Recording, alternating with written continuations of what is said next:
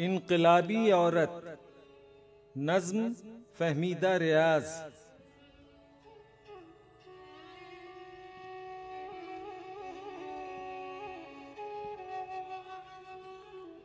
रणभूमि में लड़ते लड़ते मैंने कितने साल, एक दिन जल में छाया देखी, चिट्टे हो गए बाल। पापड़ जैसी हुई हड्डियां, जलने लगे हैं दांत, जगह जगह झुर्रियों से भर गई सारे तन की खाल।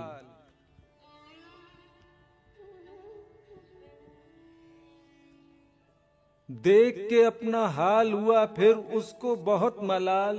अरे मैं बुढ़िया हो जाऊंगी, आया न था ख्याल।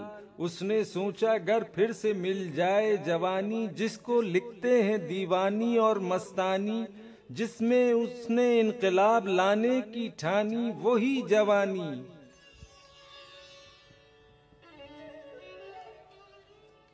अब की बार नहीं दूंगी कोई कुर्बानी, बस लाहौल पढ़ूंगी और नहीं दूंगी कोई कुर्बानी।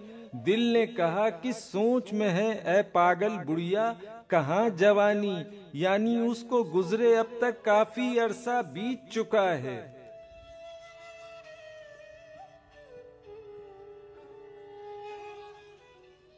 ये ख्याल भी देर से आया, बस अब घर जा बुढ़िया ने कब उसकी मानी, हालांकि अब वो है नानी।